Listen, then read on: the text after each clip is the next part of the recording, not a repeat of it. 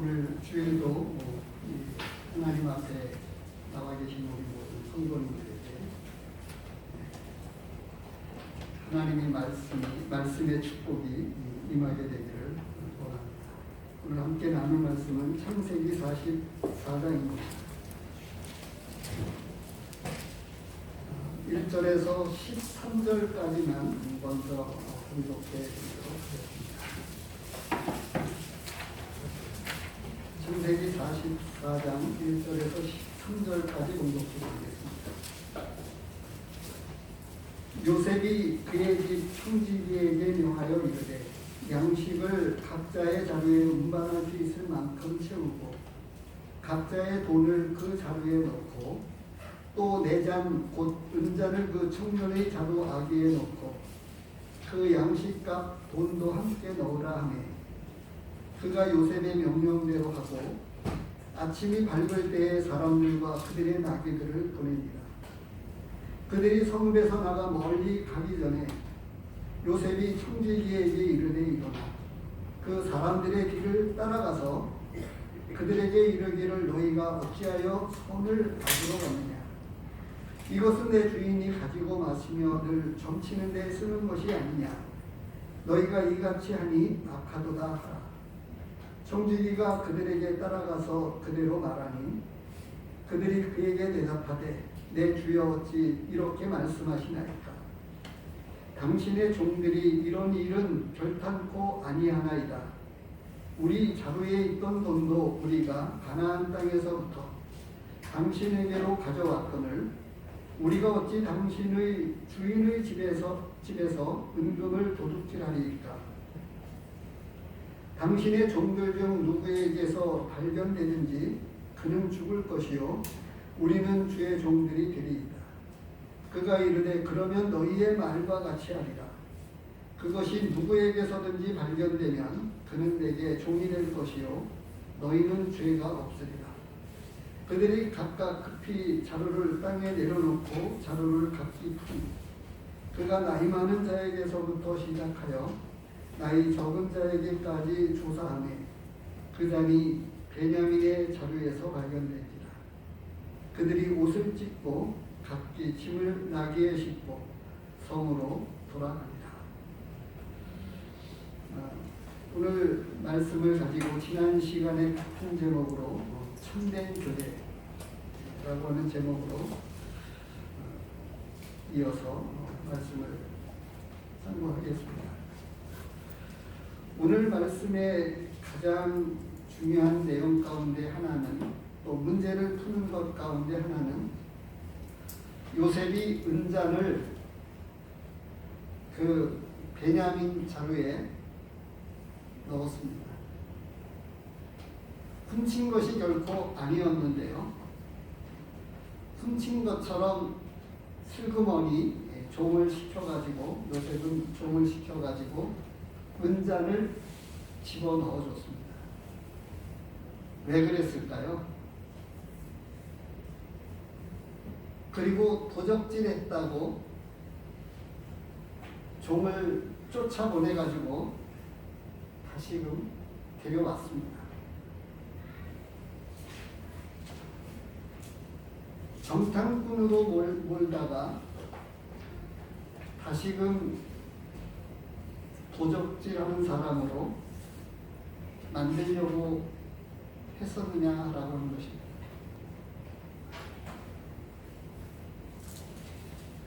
지난번 양식을 사가지고 돌아갈 때에 돈을 그대로 그 자루에 넣어서 돌려보내 주었습니다. 그런데 그것이 집에서 돌아가가지고 보니까 각기 형제들마다 그 자루에 대해서 양식값을 확인하고 양식값을 가지고 돌아올 뿐만 아니라 배에 이르는 값을 가지고 다시금 도적질했다라고 하는 소리를 듣지 않기 위해서 돈을 가지고 왔습니다. 그런데 요셉이 은잔을 그 자리에 넣어주었어요. 왜 그랬을까요? 어찌됐든 요셉은 그 자신의 형제들에게 요구한 것은 너희 진실함을 증명하라고 하는 것이었습니다. 그런데 요셉은 반대로 진실하지 못한 측면에서 이 형제들을 대하고 있는 것이었을까요? 오늘 본문에서는 우리에게 이 약간 의문이 들지만 은잔을 넣어준 의도를 꼭 어떻게 생각하실지 모르겠습니다.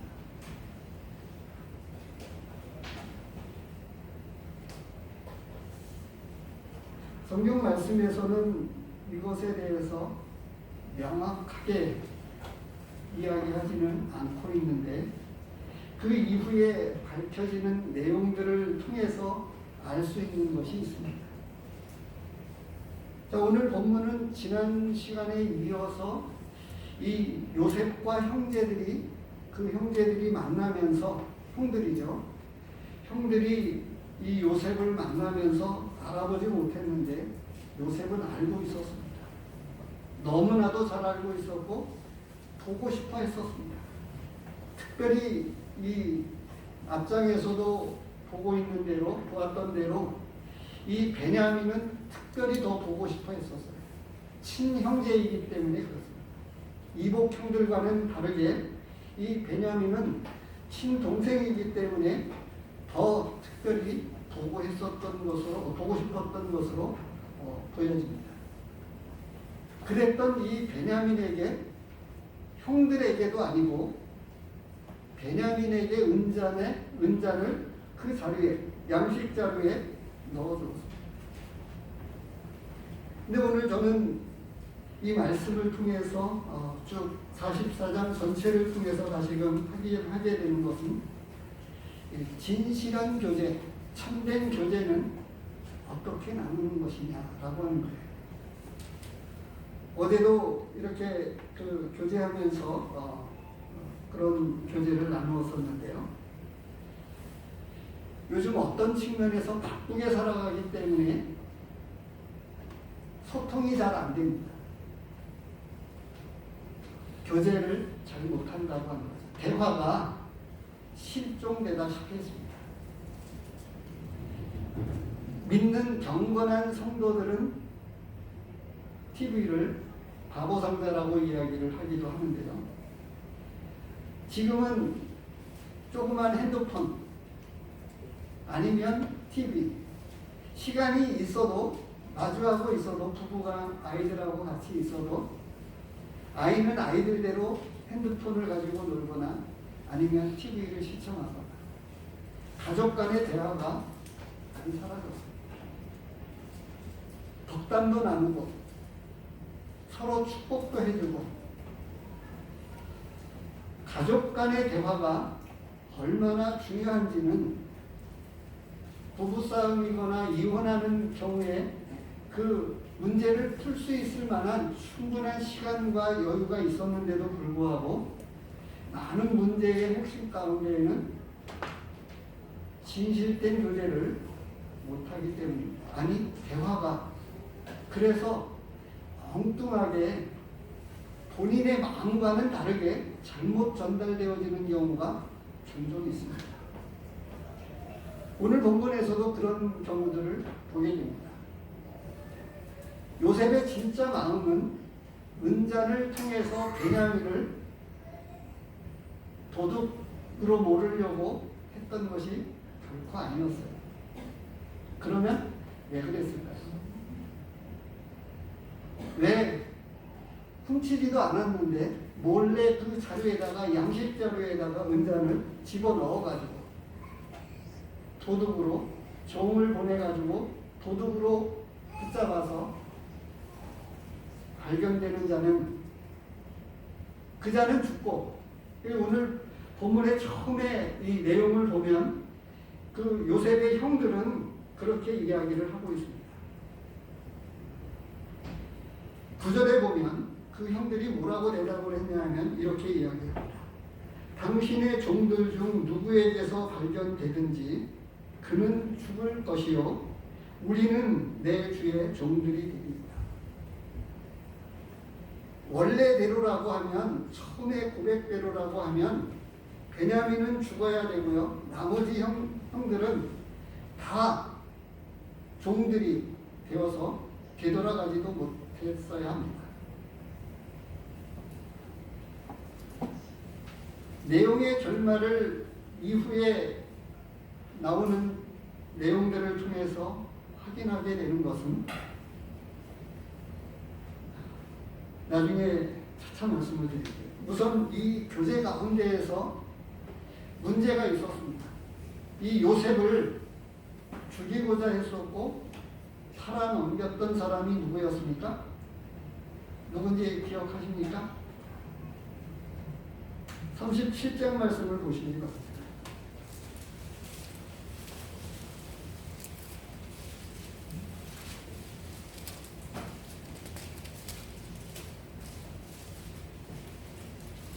(25절서부터) 보면 37장 25절서부터 보겠습니다. 그들이 앉아 음식을 먹다가 눈을 들어본즉 한 무리의 이스마엘 사람들이 길르앗에서 오는데 그 낙타들의 형품과 유향과 모략을 싣고 애국으로 내려가는지라. 26절 유다가 자기 형제에게 이르되 우리가 우리 동생을 죽이고 그의 피를 덮어둔들 무엇이 유익할까? 자, 그를 이스마엘 사람들에게 팔고 그에게 우리 손을 대지 말자. 그는 우리 동생이요 우리의 혈육이니라 하매 그의 형제들이 청종하였더라. 정작 팔아 넘겼을 때에 진짜 유다의 의도는 죽이지 않고 살리기 위한 방책이었는지도 모르겠어요. 근데 그 앞 뒤에 나오는 9절, 29절 말씀을 보면 루벤은 여기에 유일하게 형들 가운데에서 맞이었지만 동참하지 않았습니다. 말씀에 보면 29절에 보면 루벤이 돌아와 구덩이에 이르러 본즉 거기 요셉이 없는지라 옷을 찢고. 그래서 이 루벤은 잠시 그 자리에 함께 있지 않았었고 유다는 진짜 본심은 어떻게 되었는지는 이 두 가지로 생각해 볼 수는 있겠습니다만 유다가 이 요셉을 팔았습니다. 근데 오늘 본문에서 등장하는 이 충대를 맨 사람은 유다였습니다. 아버지 야곱에게도 내가 책임지겠다가 내가 죄를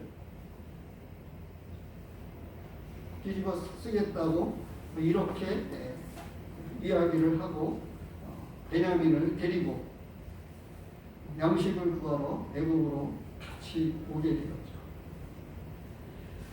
오늘 본문을 통해서 이 진실된 교제, 참된 교제는 값없이 나누어 주는 것이라고 말씀하고 있습니다. 가족들 간에는 대가를 바라지 않지요. 하나님의 가족입니다. 교회도 하나님의 가족이라서 우리가 말로만 형제요 자매요 라고 이렇게 부르는 것이 아니라 예수님도 베드로에게 내 어머니다 이렇게 말씀하셨어요. 그래서 이 교회 안에 우리는 진짜 육신의 혈연보다 더 중요한 예수님의 피로 맺어진 한 지체들이고 형제 자매입니다. 그래서 이 경건한 믿음의 삶을 살아갔던 정말 믿음의 사람일수록 무엇이냐면 영혼들과 성도들을 위해서 아낌없이 자신의 생명을 버리기도 하고 희생하기도 하고 합니다. 요셉은 그런 차원에서 진실된 교제를 나누고 있습니다.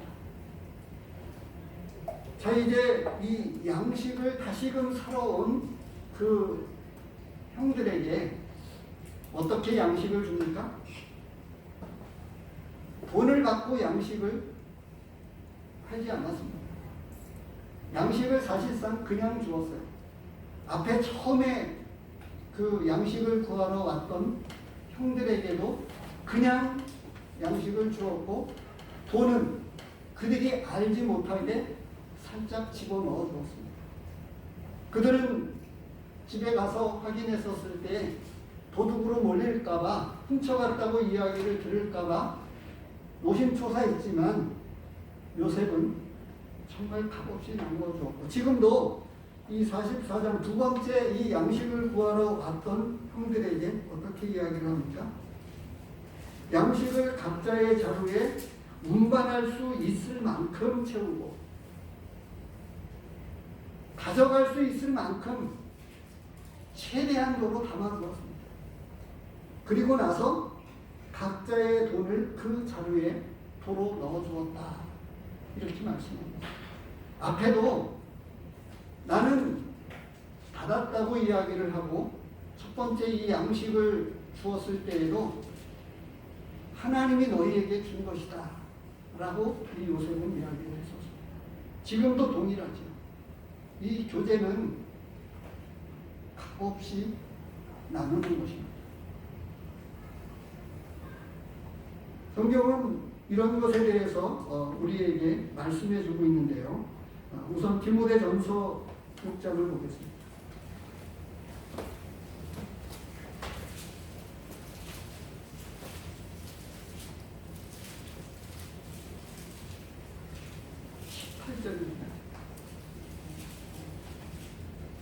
17절, 18절, 19절까지 같이 보겠습니다.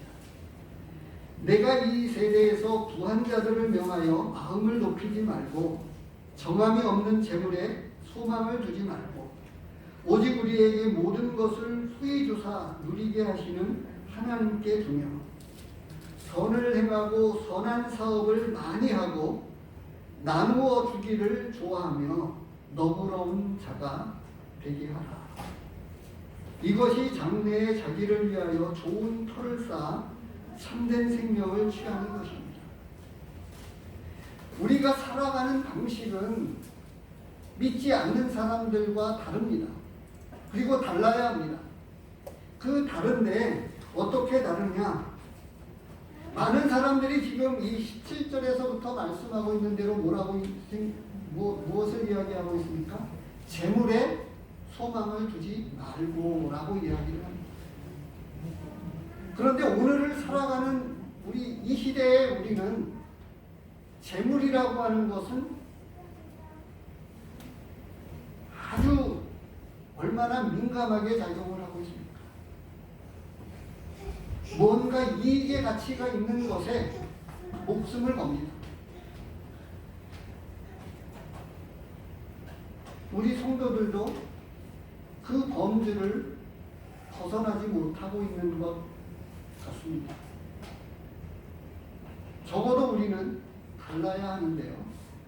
정말 달라야 합니다. 그런데 그보다 더 이제 발전되어져서 18절에서 선을 행하고 선한 사업을 많이 하고 나눠주기를 좋아합니다. 누가 많이 나누어주고 있습니까? 우리가 잘 아는 대로 성은진 형제님 얼마나 나눠주기를 좋아합니까? 보잘것없는 볼펜 한 자루일지 모르지만 여기에는 형제님의 마음이 담겨져 있어요. 우리는 정말 값진 것을 나누어야 합니다. 가치 있는 것일수록 나누어야 합니다. 근데 나누는 일에 인색하다고 하면 하나님은 우리에게 값없이 우리를 구원해 주셨습니다. 값없이 대가를 바라지 않고 거저 주셨습니다. 그래서 우리에게 하신 말씀이 또 있죠. 거둬 받았으니 거저 주라고 말씀을 하십니다. 조금 그냥 말씀을 보면 사도행전 2장에서도 이런 비슷한 말씀이 조금은 좀 약화된 말씀이기는 합니다만 사도행전 2장에서도 말씀을 하고 있는데 45절에 보면 조금 더 발전된 거죠. 제가 잘못 말씀을 드렸는데 믿는 사람이 다 함께 있어 모든 물건을 서로 통용하고 또 재산과 소유를 팔아 각 사람의 필요를 따라 나눠주며 각 사람의 필요를 따라 나눠주며 유무상통 내 것이라고 하지 않고 공동의 소유로 같이 쓰는 것, 같이 나누는 것, 초대교회에 제일 먼저 일어난 특징이었습니다. 요셉은 양식을 구하러 온 그 형들에게 애틋한 마음이 있었습니다. 그래서 이 나눠주는 일에 우리의 진실된 교제 가운데에는 사심을 가지고 제가 말씀을 드리는 게 아니고요. 교회 안에 할 수만 있으면 가져가는 것보다 가져오시기를 원해야 합니다. 교회에서 우리가 끝나고 지금 떡을 이렇게 나누고 있습니다만 유대인들은 이스라엘 백성들은 이 농사를 지어도 벼를 다 비지 않았습니다. 왜 그랬죠? 모퉁이에 슬쩍 남겨두었습니다. 불쌍한 이웃들을 생각해서 일부러 남김없이 깨끗하게 베지 않고 누군가가 충분하게 주워갈 수 있도록 베어갈 수 있도록 조금씩 일부러 양식을 떨어뜨리기도 하고 이 벼를 다 베지 않았습니다. 그만큼 마음의 여유를 가지고 마음을 부하게 갖고 살았습니다. 요셉은 지금 이 양식을 구하러 온 그 형들에게 줄 수 있을 만큼 최대치를 주면서도 마음은 더 주고 싶어 했습니다. 그것은 그 이후에 점점 은밀한 중에 진행이 됩니다. 그리고 두 번째로 지금 그 숨은 사랑이 있는데 가족을 살리기 위한 숨은 사랑이 있습니다. 바로 이 지금 제가 질문을 드렸던 이 은잔을 베냐민의 양식 자루에 슬그머니 집어넣은 이유가 있었어요. 왜냐하면 좀 더 그에게 많이 주고 그리고 그와 함께 있기를 원했던 거예요. 사실은 베냐민을 빌미로 했습니다. 왜냐하면요, 이 흉년은 7년이 지속이 되어지는데 이제 이 두 번째 양식을 구하러 왔었을 때에는 흉년이 2년 차입니다. 2년 차. 45장에 가서 보겠습니다. 45장.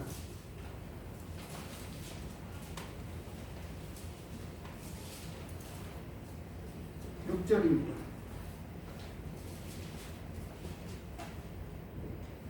이 땅에 2년 동안 흉년이 들었으나 아직 5년은 닭가리도 못하고 추수도 못할지라. 차 7년 동안 이 흉년이 계속되어지니까 어떻게 되겠어요? 지난주에도 말씀을 드렸듯이 북한에 흉년이 들어서 아마도 우리 성도님들도 한 번쯤 들어보셨을 거예요. 자식을 잡아먹었다고 하는 괴소문인지 모르겠습니다만 얼마나 그 고난의 행군이라고 하는 이 과정에서 지금도 북한은 너무너무 못 먹고 살고 있습니다. 우리는 지금 너무너무 잘 먹고 있죠.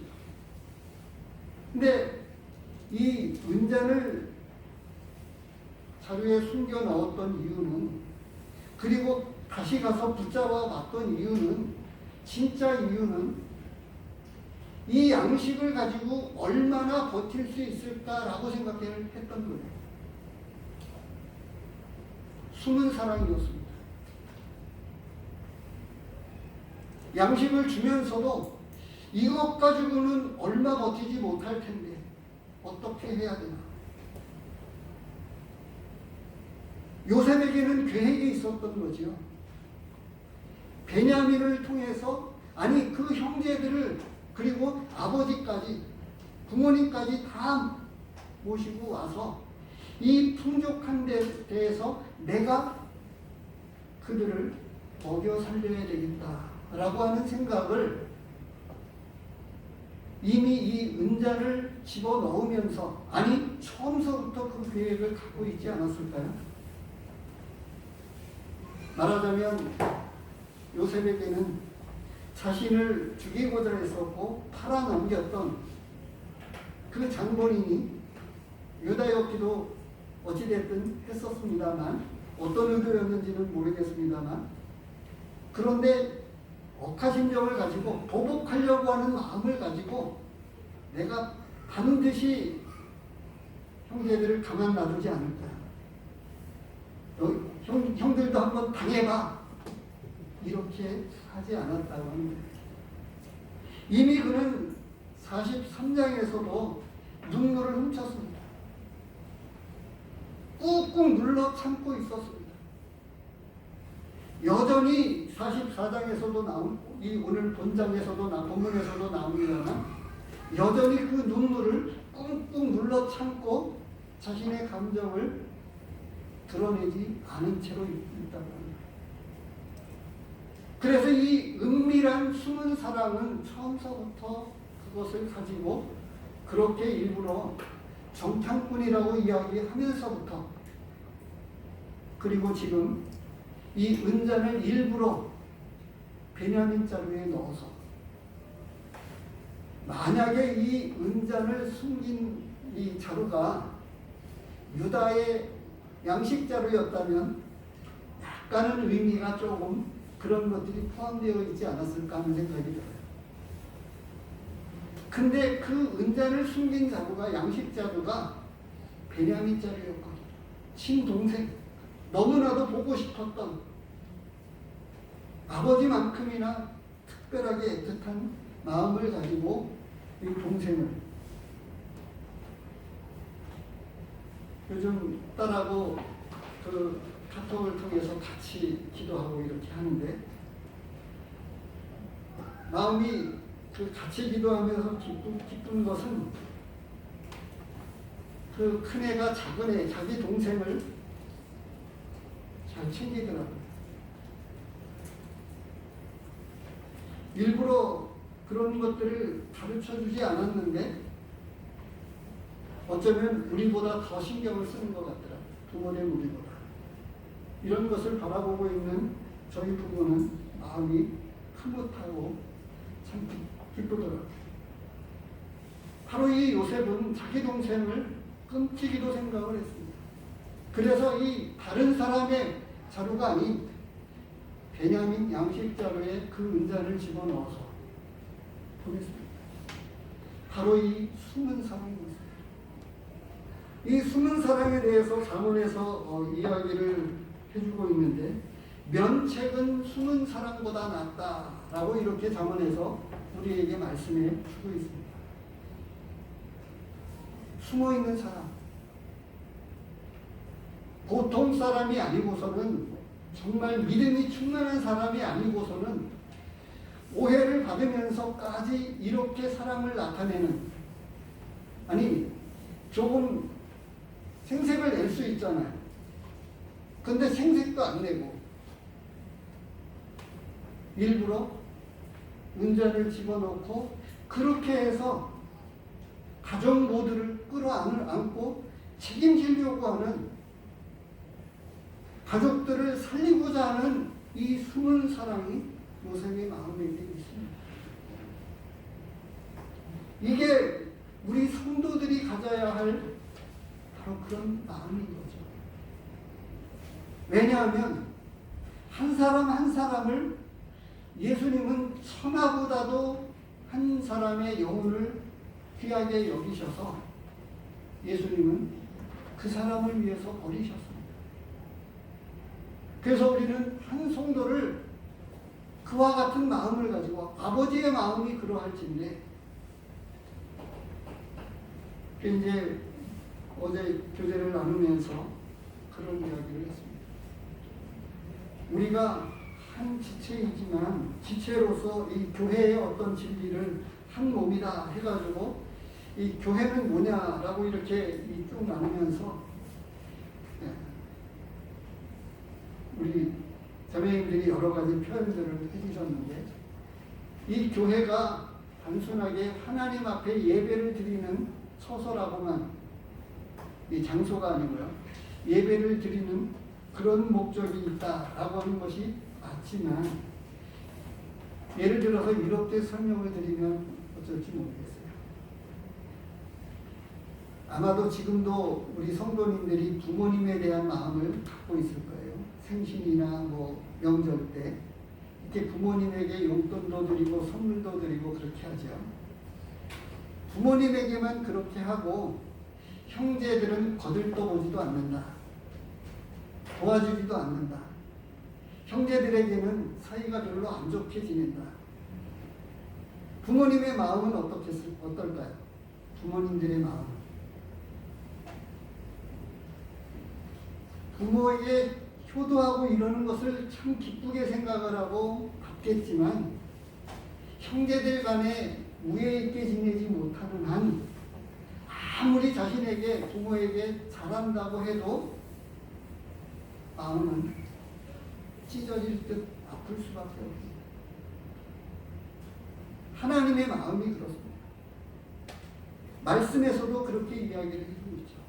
너희가 서로 사랑하면 내 제자인 줄 알리라. 이렇게 말씀을 해줍니다. 하나님한테만 잘해서는 안 된다라고 하는 거죠. 요셉은 이 가족, 자기 못된 형들이지만 나쁜 형들이었었지만 이 가족 모두를 살리기 위한 그 애틋한 마음을 가지고 정탐꾼으로 몰고 도둑으로 몰아서 그렇게 일부러 오해를 살 만큼 그러면서도 이 요셉에게는 숨은 사랑이 있었습니다. 갈라디아서 1장에 보면 이 숨은 사랑이 이 잠언에 있는 말씀의 실제가 있는데요.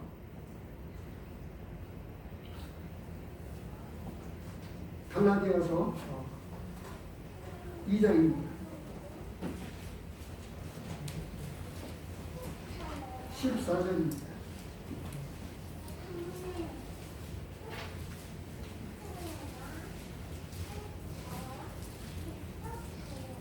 그러므로 나는